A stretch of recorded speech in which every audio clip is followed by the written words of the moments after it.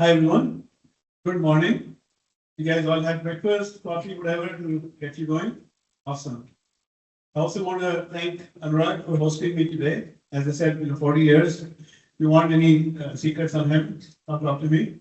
I also have my wife here with me, Neelu. So we came together and she's a doctor, so in the medical profession. And both of us really believe in giving back and so on and learning lifelong. So that's all part of this engine, if you will. I have heard a little bit about from Mariana and the team about 6 teams. So I know a little bit about that. I'm really keen on learning more as we go through the session today. I want to make it interactive. My goal today is to help you understand some of the key concepts so that you can actually start applying. If you're already doing, then it just reinforces that.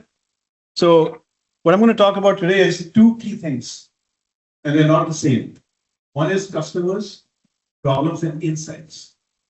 That's the root of it all.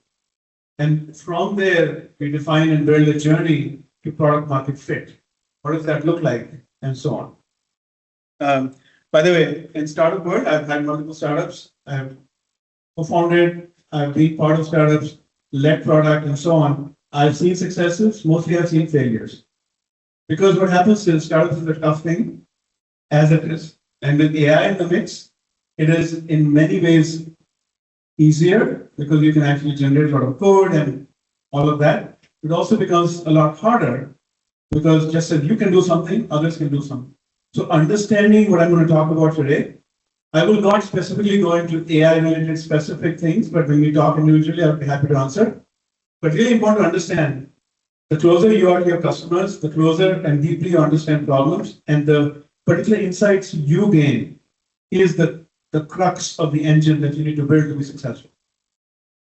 The other thing I want to mention is that success, we're just talking about it, success is not about a venture scale startup all the time. Success is you could be a solopreneur. Success means you could be coming with an idea, serving a slice of the market, your niche, and build a good lifestyle business. So you have to really understand for you individually and overall, what does success look like? How do you define that? And then apply these strategies and these concepts to whatever that goal is. Awesome. So we're going to cover this agenda for today. I'll spend maybe the next 45, 50 minutes talking about getting into this notion of problem space, ideal customer profile, and then whatever learnings and tips I have gathered over the years, not just me, but looking at the experts out there in the startup world. And then we'll take a short break. We'll come back and do this lean canvas exercise. Lean canvas was introduced by Ash Maurya. It is a variant of the business model canvas. And it actually is in many ways better for startups because it forces you to think about the problem to start with. So we'll go through that exercise. I mean, you have the templates. We'll show you the online template as well. And then we come back. So we do this breakout where you will actually go through that lean startup, lean canvas exercise, and I'll swing by. We'll maybe spend a few minutes talking about it. And then we'll go through that per team feedback discussion, just a few minutes with each team. And then I'll come back and we'll continue talking about product market fit. And what does that mean? And then ultimately, as we said, right, we'll end with your pitches and feedback. All right, so let's dive in. I believe the startup should be built in different stages. Right? You cannot get to product market fit without actually having done a few things right in the earlier stages. Some of this content is from the upcoming book. But what's important here is to understand where you are in this journey. For any company, any startup, any enterprise, where are you on that journey is very important to know. And this is like a map. There is product market fit because you can't go to the right of it without having achieved some semblance of that. And we will talk about that today. But it starts with what I call founder problem or founder market fit. Whatever problem you're focused on, you really have to understand, do you have the passion for it? Number one. Will you be willing to go through sleepless nights? You're obsessed with it. You have some understanding of that customer space, of that market segment that you're going after. So what's your why, basically? Second, really important part there is, do you deeply understand not only the problem space, and we'll talk about that, but you understand the structure of the market that you're going after. If you're serving dining halls, you understand their procurement, their supply chain, their decision making, their policies, for example. If you're serving senior citizens, as I know some of you are, same thing. It's a very regulated area. You understand the ins and outs that you need to be, that you need to be familiar with, because that will shape how you build your product. It will shape how you actually talk about your product. It will shape everything downstream as well. And then the other last bit here is the unique insights. Those unique insights will be the basis for your differentiator. Because if just as anybody can build these days easily, but the unique insights of how you build and what you actually define as a solution becomes very material. Then if you go to the right, what I will talk a lot about today is the problem solution fit. Once you've identified, before you talk about scale and even marketing and all of those, do you understand and have you built the solution in such a way to serve the problem? That's the core. And how do you know that? So that's, we talk about, is it the adequate solution? Is there willingness to pay? You may build something, but nobody wants to pay for it. And therefore, it's not a business. It's a hobby, it's a project, it's some cool idea that you're trying. But for it to be a business, somebody has to be willing to pay for it. Understanding that at this stage is actually crucial. And then we talk about product market fit, but once you achieve product market fit, that's when we talk about thinking about scaling strategies around go-to-market fit. How do you actually build the same engine that you did to build your MVP or build your product? You have to actually think about go-to-market engineering and go-to-market fit before you can think about scale downstream. We'll mostly be in the left-hand side, so just want to be clear about expectations. All right, so the root of all this is, where does value come from? And again, forget all the tools available to build and so on. That's just it's good, it's great, but that's just the tool set available to you. But ultimately, the question that you have to ask yourself is, and as you're doing your own investigation with customers, where does value come from? Living in the problem space means that you really spend time with your customers as much as you can, different kinds of customers, and they're not customers yet, by the way. You're simply spending time with prospects. Let's be clear. They're not even your customers. They're not even on your prospect list as having been qualified for your particular solution. So you're really talking to people, target users, trying to understand what their pains are, what their gains are, and what jobs they actually do today. Why is this so important? Because the jobs actually are the workflows. Today, what they do. The pains are whatever is frustrating them in those day to day. It could be cost, could be takes too long, or it could be something new that actually was not possible before, but it's now possible because of AI or because of other techniques. And the gains are really what aspirations that they're really looking for, what outcomes are they looking for.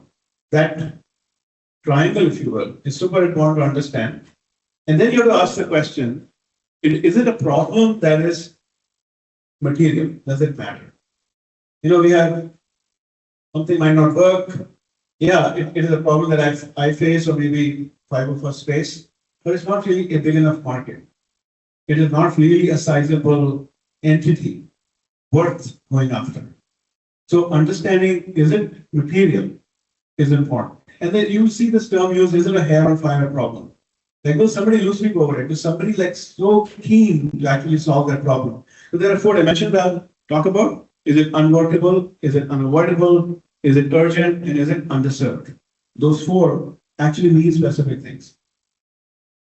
And then when you think about value creation, it's not just about saving a few dollars here or saving some time, right? There's a different dimension of that value.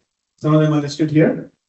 It could be user experience, could be price differentiation, it could be you help them build a brand, so on and so forth.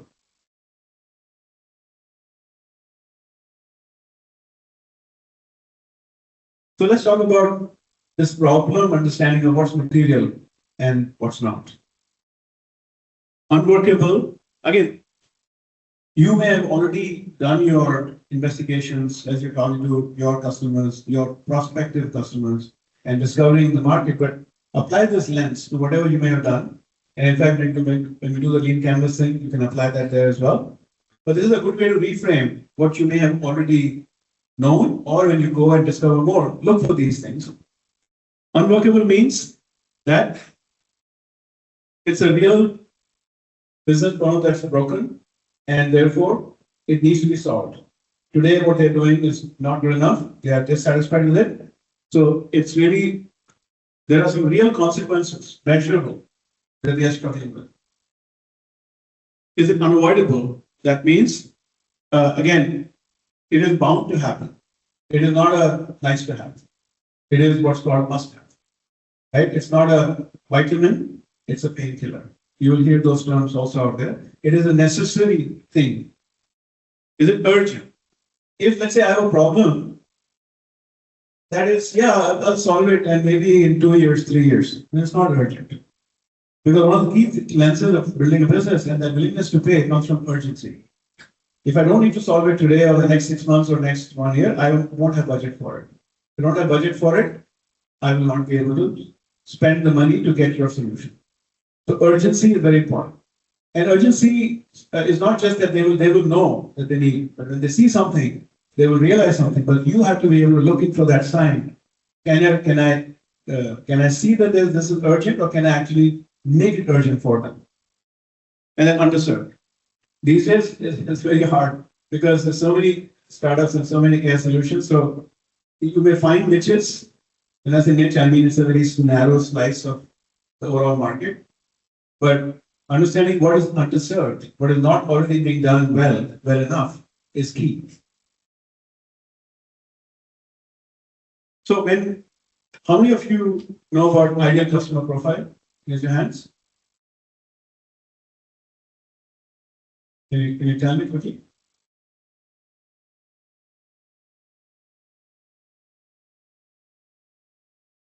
Speak up a little.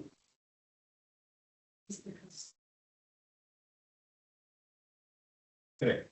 ICP, yes, partially correct. So ideal customer profile. It means you have developed a profile of your ideal target customer. They're not a customer yet, right? It's just ideal. So if you're talking about dining halls, you have to understand segmentation. You must have had some prior lecture on customer segmentation. So what that means is there's a whole market, and then I have to segment it, break it down. Segmentation is basically breaking it down by demographics, by various other dimensions of it, size, revenue, location. There's so many aspects. But you're segmenting it down. Why are you doing it? Because you're trying to narrow down who has what need to what level. So ideal customer profile means you've understood that not everybody is the same. Dining halls are not all the same. Size matters. Proximity matters. Who is struggling more? Who needs that food problem more, for example, or even for access care? We talk about senior citizens. Again, who has that problem more compared to others? So you're really prioritizing those segments. And ICP is saying, based on the criteria that you develop, you have identified a profile, and that's the ICP. Now that's a hypothesis, but you need to start somewhere. You say, you know what? This will be my potential ICP or ICP 1, 2, 3. Let me go validate. So when you go talk to your customers, your prospective customers, always be thinking, what ICP is it? How do I define this person I'm talking to? Not in front of them, of course, but as you're thinking about it, who do they represent? What slice of the market or what segment do they represent? So some common mistakes, people mix up multiple segments in a single profile. They don't really go very granular. Segments are also age, gender. So if you think about it, right, demographics and so many other income levels, depending on the market, if you're going after B2B or B2B, B2C or B2B2C, the criteria changes. The concept is understand those dimensions that are relevant for your target project or business, and then don't mix them up because they all have slightly different needs, slightly different particular ways of buying, or particular requirements for what the MVP might be. And then mixing tasks to do versus what gains they get from those. You have to really be able to, and that's why the lean canvas will force you to think about that value. What value are you creating? What value are you delivering? And what value might your prospective customers realize? I'll just skip a few, like, don't just focus on function jobs. Sometimes de-risking, making people feel comfortable or happy is value. So when you go and access care, you go and serve, senior citizens and so on. Yeah, somebody's saving dollars, somebody's saving things, but you're also bringing convenience. You're also bringing peace of mind and so on. So look for those value dimensions. And then, really understand go deep. And I'll come back to this part. Because that's how you will, value is not a single entity. Value is a ladder. I think it's also a value ladder. There is small value and large value. I'll talk about that also. There is actually core value, and then there is what I call affinity value. And you'll understand all these things, but as you learn and talk to your customers, you'll understand that you might have thought it's going to be problem number one. Or we should maybe, serve those senior citizens in this way. And as you talk to enough of them, you may realize there's a particular nuance of getting them out of cars or scheduling, like they can't use complex, even basic apps, whatever it might be. It is a lens of, what is the particular kind of problem people are talking about, and how do I understand where that is coming from? So, what does problem solution fit mean? Everybody is now playing with building your MVPs and at least trying to figure out, right, what it should be. So, on the right is that view of the customer. Your lens. So, what is fit? That means you've understood the characteristics of your customer's value profile. Ultimately, it's value. If value is not there, they will not buy. So, value on the right. What are you offering? Your offer on the left. And there has to be a fit. If this fit is not there, and it's not like you and I, we like it, we agree with the PowerPoint, not measurable. How do you know? You know by not just talking to them. You talk to them, you discover, you build something, you go back. Are they going to use it? All of that ultimately is the core of proving that you have problem solution fit before you think about something else. All right, so let's talk about how many of you have gone and actually talked to the end users or your prospective customers? Good, 4, very nice. How many here? Oh, you got breakfast, you got coffee, show some energy. Very good. How about the back? Not yet. Are you guys planning to? Yeah? Okay. Very good. How about you? Here. Can I do that? Yeah. Make that the number one priority. Have you guys heard of Steve Blank? Steve Blank is a famous entrepreneur himself. He wrote many good books on the startup world and so on. And a lot of the founding of Lean Startup now came actually from Steve Blank, and then Eric Ries picked it up and so on. But he has a very nice phrase, which I would love to mention here. He said, get out of the building. Like, quite literally, this is not where you build a business. It's out with customers. It's asking questions and not getting good answers. It is in cafes when you go try to pick people. Like, think about where would you find them. Go to dining halls and you want to talk to them and like, we don't deal with that. That's the kind of thing outside of the building. So that notion should always be there. When you're in doubt, sitting around comfortably in your chairs and so on, and maybe conceptualizing, you should always have that urge to say, who have I talked to that represents my ICP? Let me go and talk to them. Let me get out of the building. Very key concept. And the other thing is, entrepreneurship in general is hard, but we are very, we are creatures of our comfort zones. So we have made some assumptions in our heads. We think it should be this way, but actually what you have to do is listen. So when you get out, be prepared for two things. One is rejection, and not everybody you talk to will be interested in actually talking to you, or at least not in the same way. And second is listening. listen to what they're saying, listen to what they're reacting to. This is very good book that the mom test. So if you haven't read it, just go and go through it. It's very good. Just summary of it. So you really have to understand what their lives are like, right? What do they care about? What problems they face, and all of the things that we talked about. But understand the why behind that. Why does it bother them? Right? What are they doing about it? What else have they tried? So if, for example, there is a latent problem, like somebody using a spreadsheet, and they're happy with it, it's good enough. That's their current solution. It doesn't have to be that are using some other app. They're happy with whatever they're doing. It's not a big enough problem to change their habits or change their preferences. But you have to really understand, what do you actually do today? If you're doing, again, I'll take some names here and there, Solera or Aqua and so on. Each of these spaces are very different.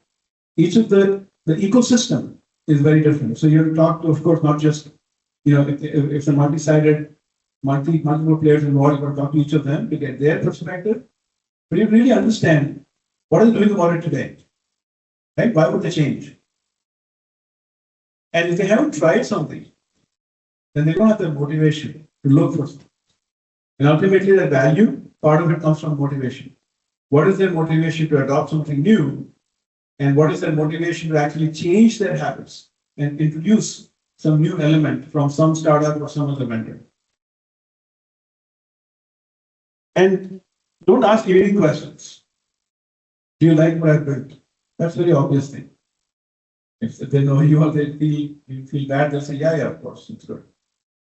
So there's a way to ask questions, there's a way to lead, there's a way to engage and ask questions, but don't ask leading questions. These are yes, no answers. And if you ask very open-ended questions, like imagine what do you want to see? They don't really have that lens. You're going to be thinking they're not. But when they see something, they can certainly react to it. They can certainly give ideas, and they can start imagining around a particular concept that you might have. But understand how that human psychology works. And this answer, the question of would you buy such a product? They'll say yes or they'll say no. That doesn't mean anything. But if you understood the underlying struggle, if you understood that value, where will it come from? You understood how much wastage, and you might have done that in your individual investigations, right? What is the cost of something? What is the amount of effort needed, wastage, and so on. So depending on particular teams that you have that. But think through that deeply. And again, anybody can say good things, nice things, and so on. But if you're really serious about pursuing those into some kind of a business, it's not the compliments that matter. It is the insights that matter. So what should you ask, right? Why do you bother about something? Does it bother you? Why do you bother about it? What are the implications of that? Tell me, help them describe what happened. Tell me about when it happened, what happened. Learn that sequence. Learn the scenario. Does that make sense? When you if you were them, put yourself in their shoes for a day and live their life. That's seriously very important. If you were them and you had to do what they were doing, that's when you will really learn what does it feel like. And the implications of that, right? How do you currently solve that? So knowing the current things are, inertia comes from that. I do it this way. Everybody has a comfort zone. This is how our current process works. This is how we decide. But actually, it's not that we're trying to change all of that. But for you to know what that is crucial, because your solution, your little MVP, is going to sit in that ecosystem. You have to really understand how it's done currently, so you can come back with a better way, or at least come back with a way that doesn't cause all kinds of disruption to their environment. That is the key insight. And then just the numbers. Is the material, how much does it will cost you, right? If it is, again, not significant, then They may give it a try, but they will not actually buy. And then learning about not just the problem insight from one person's perspective, but who are the key players? Part of the discovery, part of the ICP definition, part of the understanding of the segmentation that I talked about is understanding who are the other players, who are the decision makers. This becomes very, very important with B2B and B2B2C. Because the decision to buy is not just one person alone, you can just write the check. In fact, depending on what you're building, the size of what the cost would be, the price would be, determines who needs to approve it. So you really have to know who are the people who have touch points in whatever that thing is today. So if you go to Access Care, maybe where is that thing? There you go. So what do you think would be some of the key players or people if you talk to your customers? Pick any example.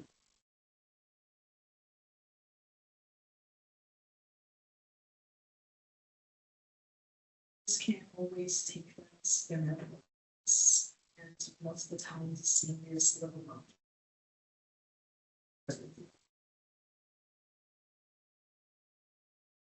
So how do you solve that? No. But who else would be? Who else would be part of that?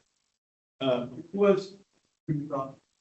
I remember we did go talk to senior centers to see their views on this, since they do work very closely with the seniors who are trying to target. As well, we also talked to caregivers of those seniors, like people who are very close to the seniors and their opinions and views on how we should handle the situation, the pricing points that they charge for our service. Currently, we're still talking to senior centers. I believe that's what we are in this area. Good. Thank you. Very good. Anybody else wants to take a crack? I don't know who's sitting where, so one more. How about this table here? What's your team? Excellent. Okay. Anyone wants to go? Answer this question. Who else should we talk to? And so for our app, we're talking to both sides of the customers that we are targeting, which are mentors as well as students, and finding out their perspectives so we can have a good experience for both students and mentors. And we're basically just asking on the mentor side, what's their incentive to stay on, and is it to help others? Is it to just find happiness out of serving students? And on the student side, what value would provide them to be on an app and to find opportunities. But one thing I would suggest is talk to different types of mentors. And maybe depending on the students and all, you may have to also talk to parents. Again, depends on where they are and what mentorship is needed. So that you get a 360 view of the space. But very good. Awesome. Any questions so far? Anything that is absolutely not clear or a burning question in your head? No? Should I keep going? Yeah? Okay. All right. So if you were actually in B2B, I guess it's a little bit technical, but just an example. If you're building, for example, a B2B company like that does maybe solves the security problem, cyber security problem. Meena, can I use the other microphone? A little bit.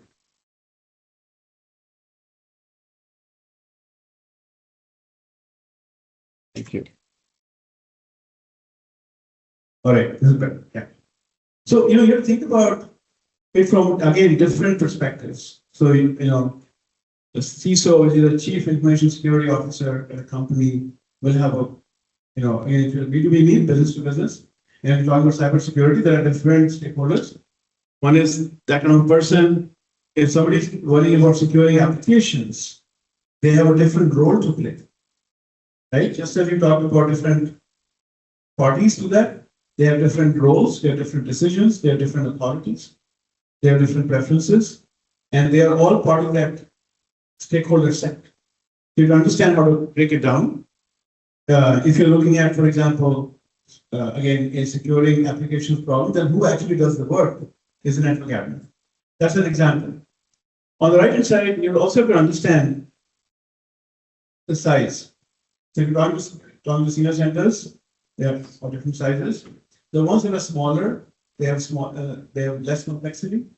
They're probably willing to work with some new ideas and so on. But if you're a very established player with a lot of locations and you want global standards, you don't want to just diverge locally here and there, they have less room for innovation, less flexibility. So understanding that is just these examples illustrate that.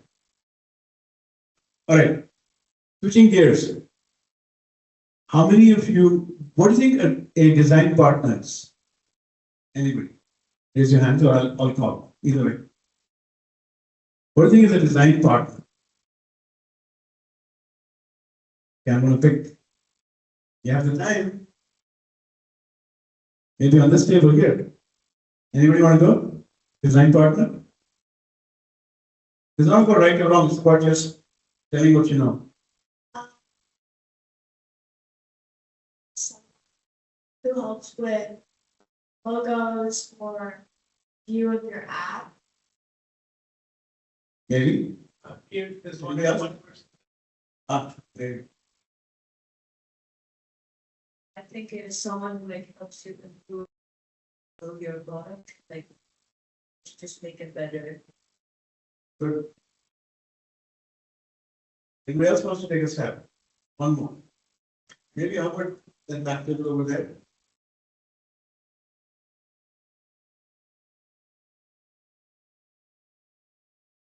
Design partner is someone who's like an ideal customer in like the early stages who can like help improve the product. Yes, very good. So that and that is true. That is almost there. Because sometimes they will also help you do that, but those are more visual design. Those are more actual design, like Canva, expert, and so on. Design partner here is to help you shape the product, and they should be representing your ideal customer profile. Ideal. But you will discover them. But they are really there, the incentive there. You either know them or they like you, whatever it is, right? They believe in your vision or believe in the problem you're solving. They believe to spend the time individually or through their company. They're design partners. They are there to help you shape the product. So you build the right product. They may get some incentives because of that. Right? You may make them advisors. You may give them some equity. You may actually put them on your advisory board. But that's the equation.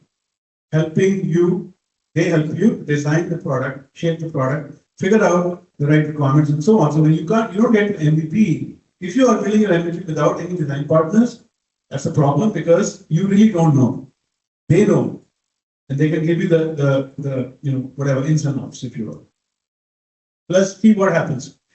In a B2B product, even a fully built product that you think you have built for B2B will only be approximately 50% ready for an enterprise. So by co-designing, you will know those things. Where does this extra thing come from? Because not just a product, it is an ecosystem, the solution, right? Solution may have, you must integrate with email systems, you must integrate with our business systems, you must integrate with whatever, and you must have logging, and you must have this and this and that. That is what I'm talking about. Those kind of things. So I mean, if you look at senior care, or if you look at, each of the spaces, right? Your Serve Aqua team, for example.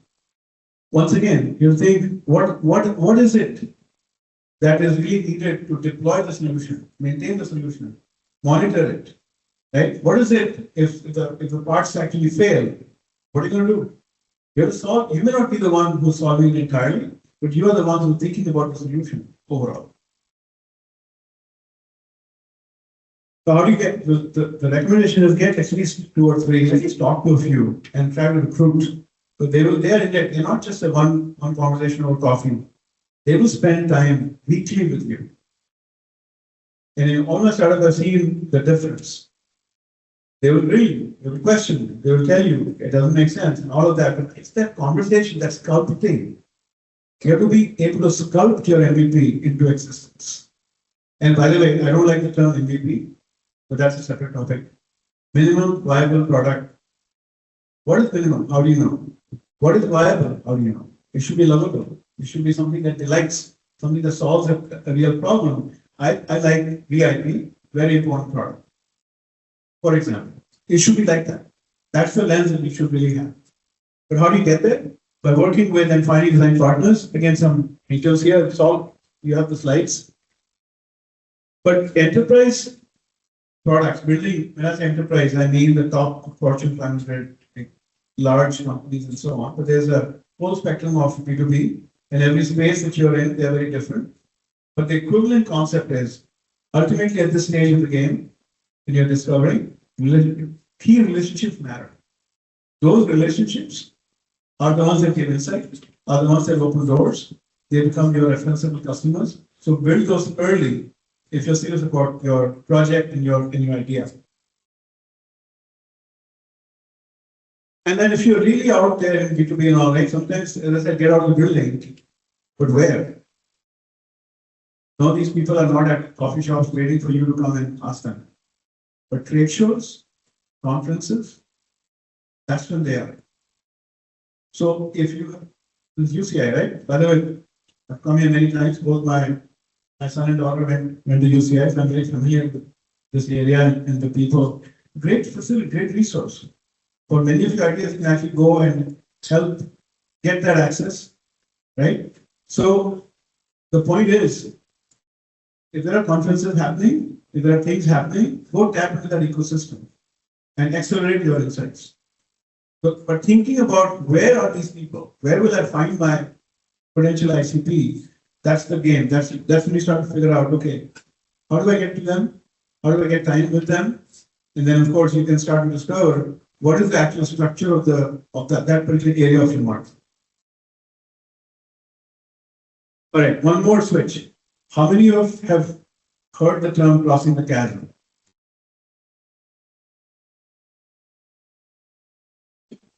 Anybody else? How many have heard the term technology adoption life cycle? Okay, I want to give you like a one slide, really quick overview. It's a very dense subject and it's evolving, but it's important to know. So you think about your ICP and there are other characteristics to your ICP that are really material. This, again, is a very busy slide, but the key is technology and product adoption doesn't happen in a straight line forever. It goes through a certain life cycle. And that life cycle has two main parts. Very simply said, there are going to be those visionary people or early adopters who are on the left side of this so-called chasm, and there's everybody else on the right side.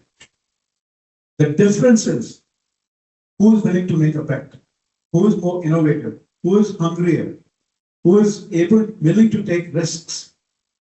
Right? They like you, and they're like, yeah, I've been thinking about this problem, and I want to see how I can apply AI to this area and so on. But I don't know where to get started. But looks like you guys have the right passion and so on. I'll spend some time with you. I'll take a chance.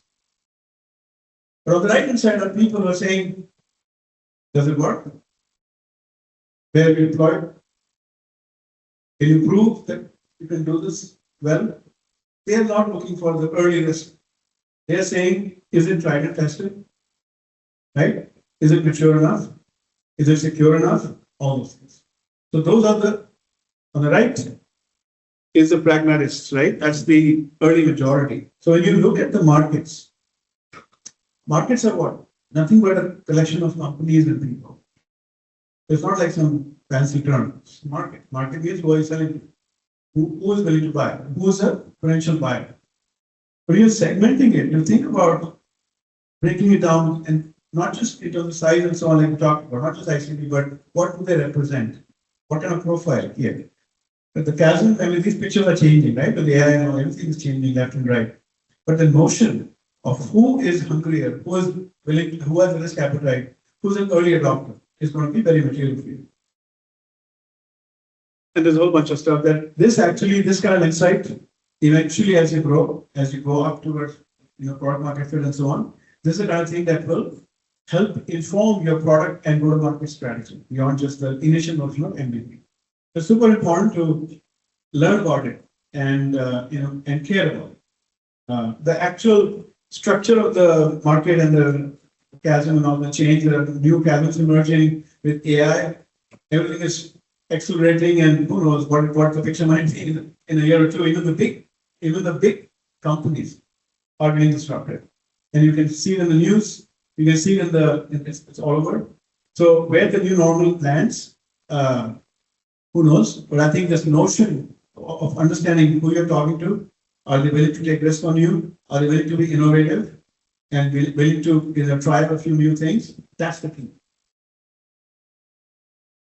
All right. So before we go into this part, again, I want to emphasize problem solution fit is the core. Then from there, you're not going to product market fit. We'll come back and talk about that. You're not going to product market fit as in some generic notion. The segment that you care about. There are some terms you'll see. Google out there and learn about. You see this. Well-known people have said this. Niche it, right? Niche it to win it. Niche down, so you can win. Nail it before you scale it. So what does that mean? From your ICP, from your set of ICPs, you identify the group of people, companies, users, buyers, potential buyers, who are the most motivated, who are going to get the best chance of spending time with and building something, and they will be, some of them will serve as design partners, some of them are early adopters, but you have identified that particular slice of the market that you can be substantially better in your solution. It's not everything. It is not the entire market. You will get there eventually if you're successful. But if you don't have a niche that you can dominate, that you are really differentiated in, you will not have that core to move and build up from there. Does that make sense? This concept? So it's not like you just go PMF. You have to go through that notion of problem solution fit, notion of that segment fit, and then eventually that segment is basically a slice of the market, and then you can sort of see if that replicates across. So I don't know how do you want time? Good? Yeah, a little bit ahead. Maybe take a break in 10 minutes. Yeah, that's okay. So what I'm going to do is I'm going to keep going just to cover a bit of ground here, and then let me pause. And are there any questions? Any questions on what you've heard so far? And now I'm going to go to those who did not. Here you go. This table here. Can you give Mike on that side? Any questions? Which team is this, by the way? Eco-play.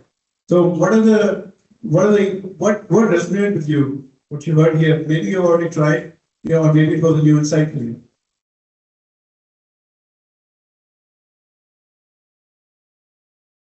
What are common problems that you see from TUS that Yeah. What are common problems you see from going from product segment to product? Good question. And I'll talk more about it with a quick answer. The problem is that segments characteristics may not apply to the general market. A segment represents a particular collection of ICP, right? This type of customer. So when you try to generalize, your MVP may not work. The requirements are not quite there for the next segment. Your value proposition may not work. The way, what the channels you're using to get to that segment may not apply. Because let's say there are 20, 25, 30 channels available. A channel, I mean, this kind of the hall, university, conference, online, Instagram, all of these are channels, right? Coffee shop, these are all channels. But what got you to that segment may not be what gets you to the next segment. You have to apply you can't just copy. You have to revisit that segment and see how far is it if you go across from the segment. And it's not a single leap. The way to think about this is segment by segment by segment. It's not like chess moves. Make it work very well here. We figure out what worked. Then we say, I'm going to the next segment.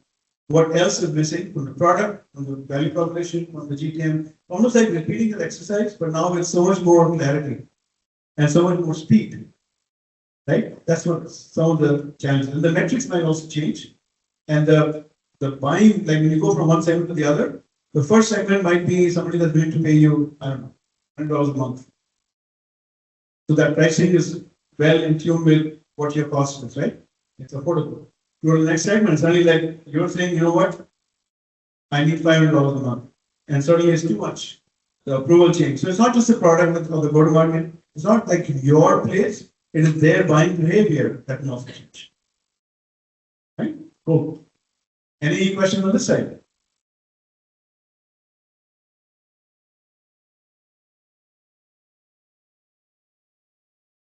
No volunteers, come on.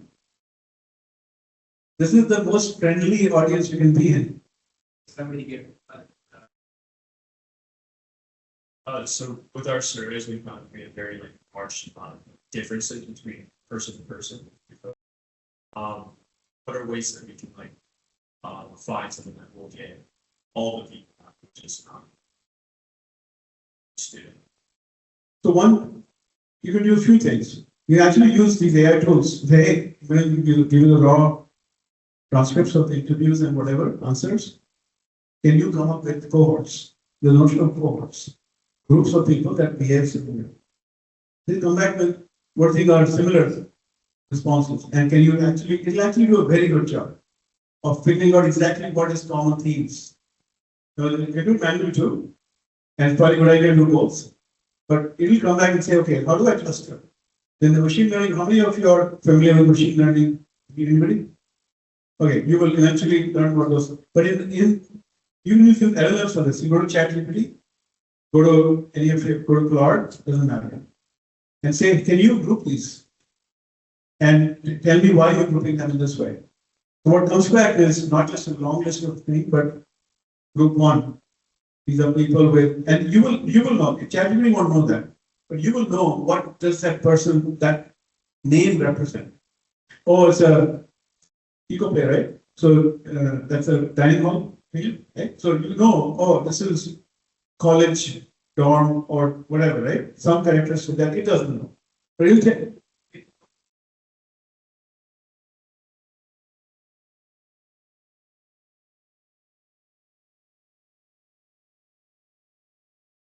Can you hear me? Yeah. So basically, you combine, it'll tell you based on the answers, based on the text, it'll identify those clusters and the themes. Then you connect the dots with you based on your knowledge of who they are.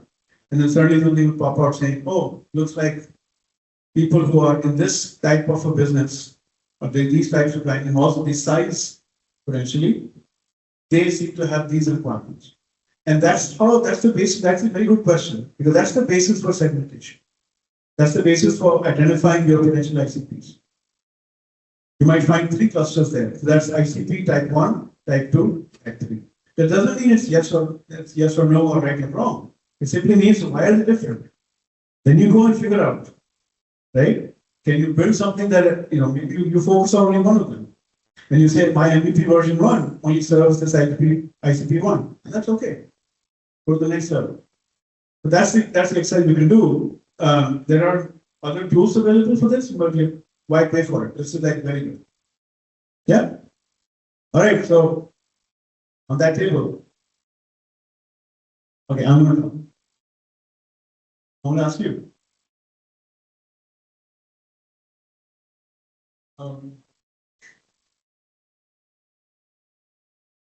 So let's say like if you have a customer that I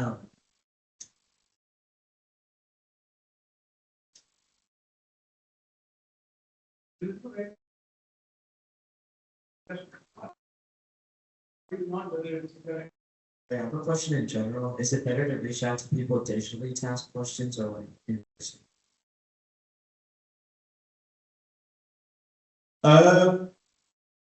It's not email and all of that. Digital, if you're doing Zoom calls, like if you're virtual, you can see. Sure. But I would prefer in person. Because a lot of the answers are not just what they say, how they say it, the body language. interest. Like if they're like looking at the phone and like, okay, let me just be done with it, then that's different. So you will not pick up those signals. It's easier digitally. So there's a trade-off. You get people on Zoom calls and so on, I've done both. But you have to really know.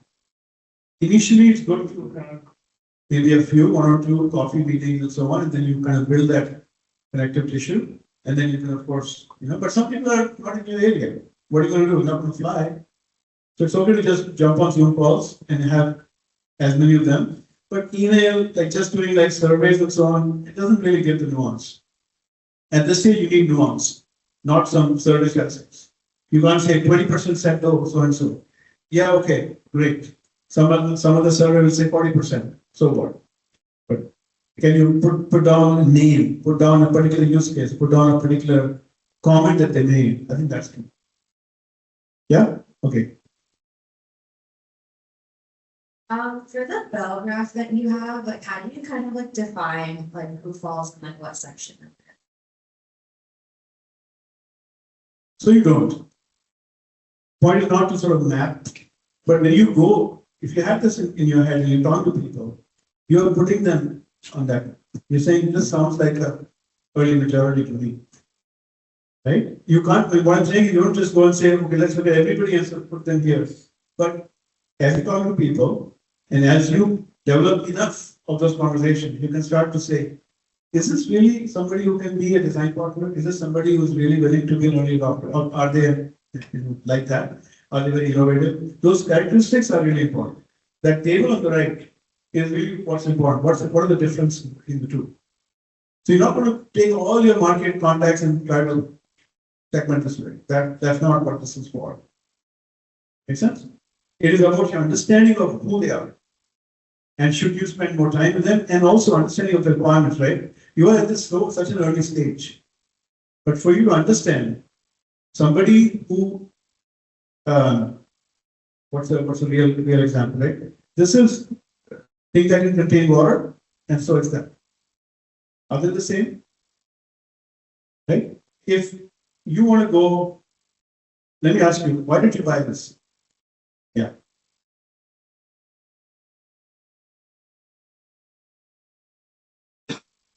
As the straw features, so I don't have to like screw in like do that. And it's not like right next to the and it's also just like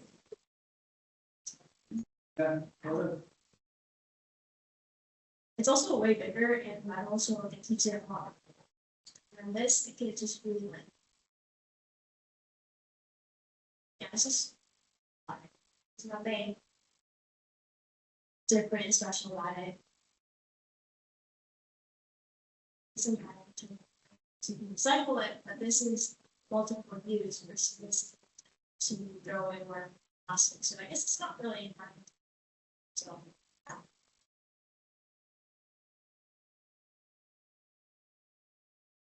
Yeah. It's good functional and most of them you can like the colors that are Yeah. actually the functional use of part. That's right. So right there is some insight for all of you. First of all, I didn't tell you this is better. I said, what do you think? Your ICP, you care about this or that. You have certain preference. Like, I'm listening. I'm observing. You both can carry water. Both can be used to quench your thirst. If you're really only a little bit thirsty, this is good enough. Right? But if I told you this is $1,000, this is $50 only, or 10, then you would think, right? How often? And if I make this into a really heavy, like increase the weight by 1 pound, suddenly it's unmanageable, like I cannot lug it heavy. All those things matter. So now, if I was talking to you and I'm looking at something in my head about solving a problem, I can tell, right? I can have a hint. Are you going to adopt something? I'm going to try something new? But how do I know that without understanding your needs? What are you looking for? Right? What doesn't work? Suppose you only had that, and I came to you with this very cheap, very convenient, hide somewhere, go. If I'm really trying to discover whether you will go for that or not, I have to understand what your starting point is. Does that make sense? That's the key. So these are the things that you look at lens. It's not about you and your idea. It's about understanding the other person, where they're coming from, what their preferences are, what their do's and don'ts are. Many of them, we are like, well, I'm not going to ever buy this. Now I won't take names, but I will not buy from certain entrepreneurs or certain kinds of products because I just don't subscribe to their value system. Same thing is true for each one of us. We all have a choice to make who we buy from and who we sell. Right? Okay, I think that's good. Let's see how we're doing on time. All right, so we'll come back to this, talk about product market fit later. So with that, let's take a break, 10 minutes break. Feel free to ask me any questions in the break if you're too shy. Otherwise, you know me. I'll come to you next. Thank you. All right, folks, you ready to resume? Awesome. So this is the lean canvas. It's a variant of the business model canvas. It was created by Ash Maurya specifically for startups. Business model canvas is applicable for any business. Good idea. Very popular.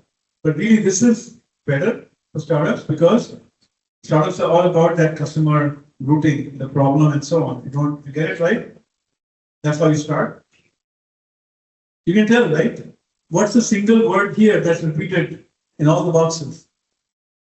Value. Now you understand. It's all about value. But where does value come from? Value comes from, it's relative, right? What's valuable to me is based on what I already have and I don't. So that's the lens. So what is here? There are all these boxes. We have 9 boxes, right? 1, 2, 3, 4. Yeah. Problem is how you understand the problem.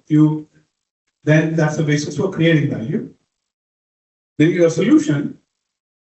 And by the way, the existing alternatives is when they have something that is good enough, right? You have to understand that. That value, creating value is a relative exercise given their problem and their current solutions, right? That's the delta is your opportunity, right? Your solution is the vehicle to deliver value. You have to think of that way. What value is it delivering? That's a solution. Then you have the metrics. How do you know that that's a value? How do you measure? You understand the metrics that are applicable. Metrics depend on your particular segment. Metrics depend on what is actually material to measure the value. Depending on those value dimensions? Are you talking about saving money? Are you talking about making more money? Are you talking about saving time? All of those become metrics. And then you have this unique value proposition. Again, all about creating value. This lens is about trying to create value versus capture value or defend value and so on. So that's the lens that you have to understand. Unfair advantage. That is, how is your value differentiated and how would you keep that value? How would you defend that value? So what's you'll hear this term 10 times better or so much better. That is the unfair advantage. Because once you actually claim a certain value, how would you defend it? Because others, it's competition, the value can decay over time, all of those things. Then how do you deliver the value? How does somebody actually, it's not enough for you to offer the value. How do they actually consume that value? That means, how do you deliver that value? And that is the channels. I mentioned a few already. But you're understanding, there are actually preferences. Depending on your ICP, depending on the particular customers you're going after, they will prefer to buy in a certain way. They will prefer that you deliver your solution to them in a particular way. That is the channel. And then customer segments, I already talked about that. Understanding the groups of people, companies and so on that are part of your segmentation approach. And there's early adopters, I already mentioned. And then you create a whole bunch of value, but then what is revenue? What is the cost structure? It's all about capturing some of that value back. If I give you 10 units of value and I want to keep 1, that $1 or 1 unit is the basis for my revenue. The 9 that I gave you is the ROI, the return on investment. Those are the business notions, but that's the key. Understanding the delta between the value you're delivering or creating versus what you're capturing or you're able to capture back. So with that, we give you 15 minutes approximately. Each team go through your lean canvas exercise, collaborate as effectively as you can, at least have the talking points.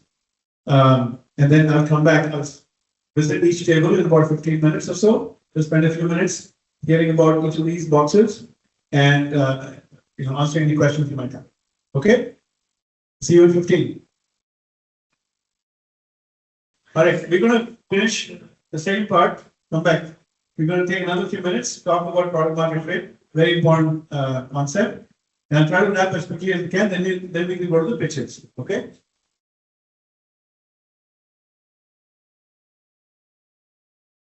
All right, so what is product market fit?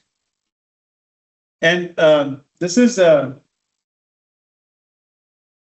key thing here is to understand that after you have found your segment fit, then you're trying to basically figure out, what does it mean for your business? And the fundamental thing that we are figuring out here is the following key things. One is, can you demonstrate the repeatable organic traction with the early adopters and your design partners? Right? The early adopters and the early majority also. But repeatable, organic. Now you understand what repeatable means? It means that based on your value claims, based on your ability to deliver value and so on, you can demonstrate that happening repeatedly. From one dining hall to another, same dining hall, offering it over multiple days and continuing to stay with you. There are many elements of that repeatability, and organic means you're not subsidizing it too much. You're not trying to just give it for free. It's organic. The demand, ultimately, what is value? Value is a equation that connects supply with demand. That's the key thing, right? Anything out there is supply and demand. So if there's value exchange happening, it's because you are providing something that there's a demand for. And product market fit is basically giving evidence of that. This is fundamental for your business. Another thing that it proves that there is some revenue tied to it. It's not just some wishful hobbying or somebody obliging you. There's actually a nuggets of a business there, willingness to pay with recurring revenue, not just revenue. If you came to me and offered me something I liked what you did, I gave you $10 for it, that's revenue. Is that recurring revenue? Anybody? Is it one-time revenue? What's recurring then? Any ideas? What does recurring revenue mean? Anybody? When you go buy something at Amazon,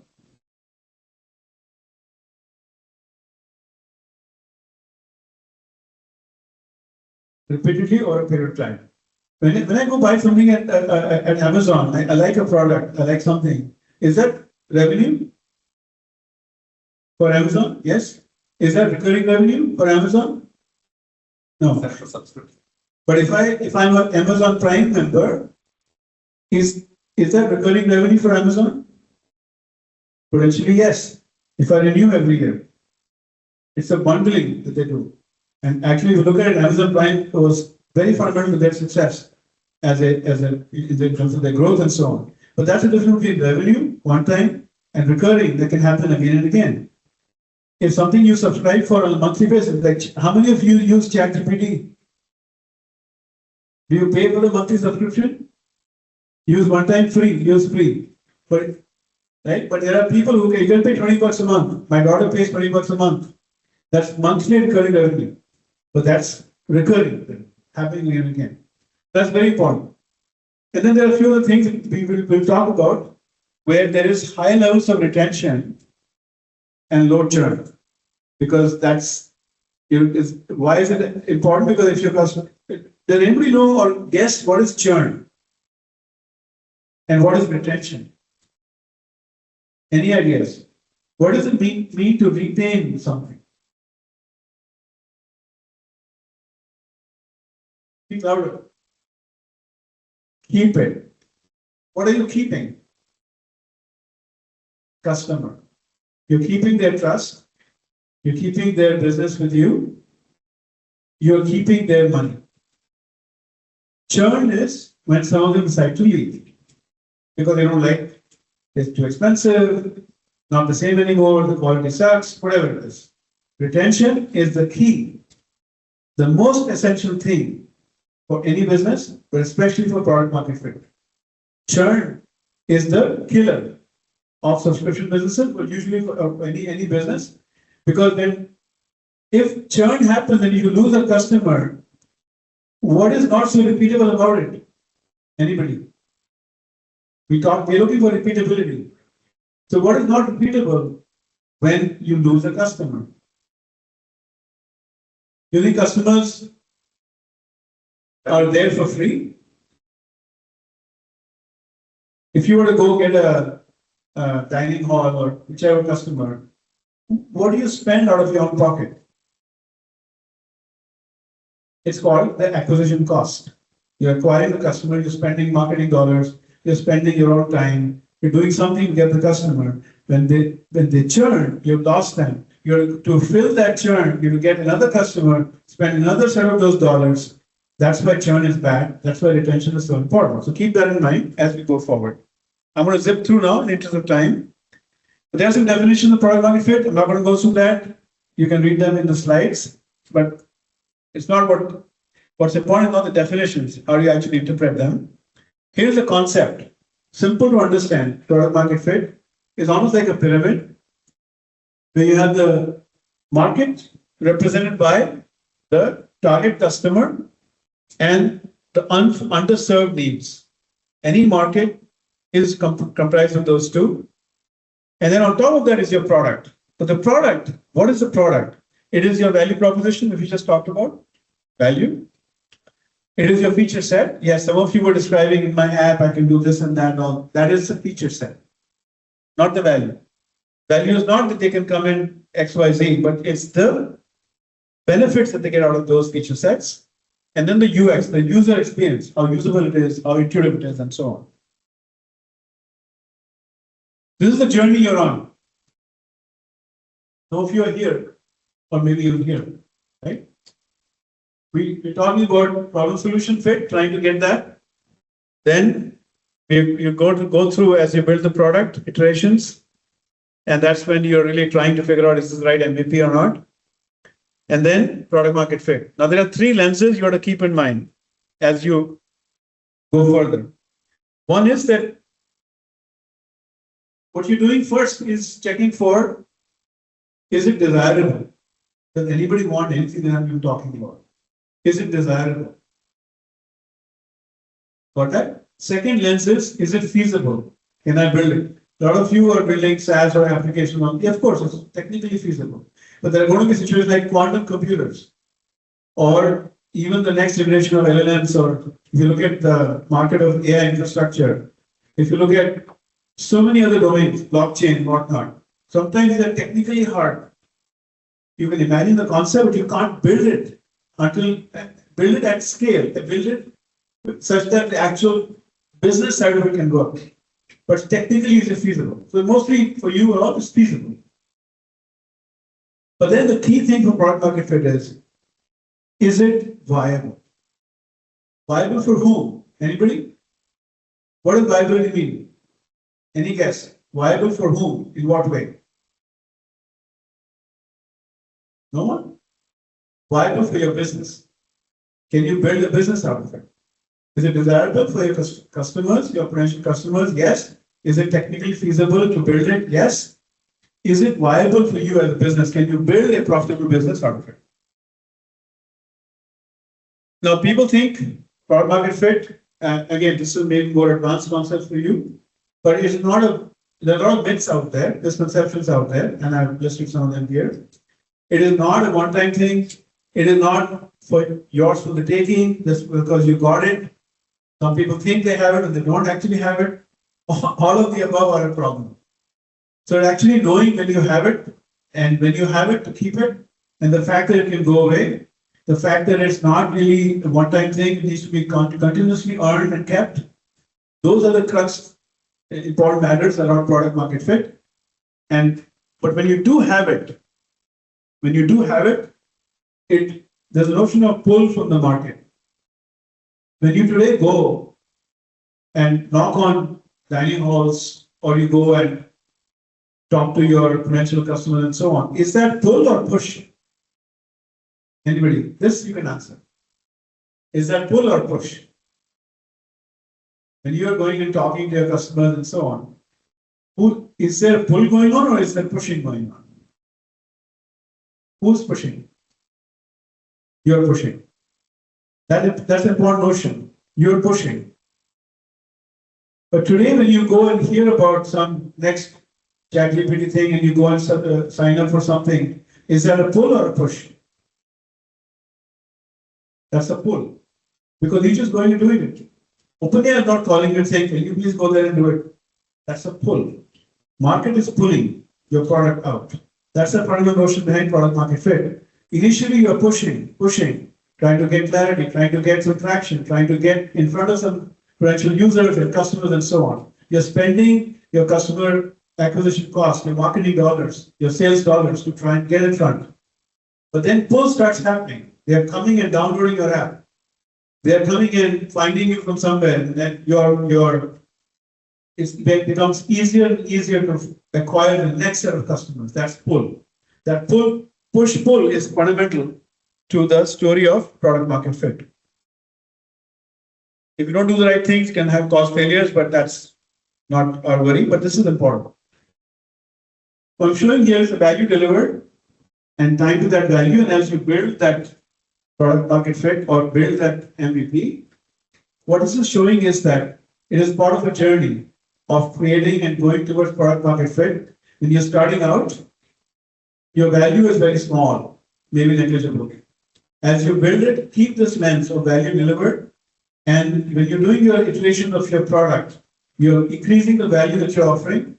Eventually, once you have product solution fit, when you start to approach product market fit, that means you're approaching full monetizable value for that segment. And that's key. Understanding that as you iterate is key. So you don't just iterate for no reason, you iterate to increase the value that you're offering. I talked about retention, again, more advanced, but the most important thing about all of this is keeping your customers. And within your customer base, you will start to get good at, I talked about cohorts, you start to get good at understanding which group of customers actually retain better. Not everybody will stay, not everybody is the right one for you, but which group, subgroup, and if they retain, you have pretty good signals of potential product market fit. Again, time to reach, you can read the slides. This push-pull is a very important concept. Different companies, these are some real examples of leading companies out there, from Netflix to GitHub, Carda, Stripe, Instacart, Nextdoor, so many, Datadog, and so on. They all had different patterns of pull. It could be sudden, it could be gradual but compounding, keeps increasing, or it could be that you see a milestone that convinces you that it is working. So understanding those things and recognizing those patterns is going to be very important. And so my bottom line here, and this is my last slide here, there are some advanced topics which I won't have time for, but you are at this very left of the journey. But again, don't get caught up in worrying about product market fit. What's really important is to nail your problem solution fit, because once you do that, that's the critical link in the chain. Once you have that, and you can demonstrate using metrics, using actual, not conceptual, actual delivery of that value. That means you have 5 customers, doesn't have to be 20. You have 5 customers, 4, 3, 1, who is consuming value from you repeatedly, and you're able to deliver consistently, and then you can find another one, then you are showing problem solution fit. You do 5 customers, 10 customers, now it's starting to look like same dining halls are coming back and so on and so forth, and you're starting to see the segment fit, and then eventually that leads to product market fit. The advanced topic, I'll just tell you what those are. How do you assess PMF? It is all about revenue, of course, but not just revenue, it's about usage and retention, and it's about growth and demand. If you don't have any one of these, you don't have product market fit. If you have some of these in different levels, you have to assess very carefully. Based on that, your customer acquisition costs will vary, and that's a very important leading indicator of whether you have it or not, or are you on the right track. And then there's a decision making you have to do based on that data, based on what you're measuring. That's why be very data savvy. You have to measure. If you have survey feedback and so on, don't just let it sit in a Google Doc or wherever, analyze it. And then there are some examples, and then there are some real challenges in meeting product market fit for B2B. If you're in B2B, there are different challenges if you are in B2C or B2B2C. But I think I should stop here. Otherwise, we won't have time for anything else. Thank you so much. I'll be around. We'll answer questions and so on. Thank you.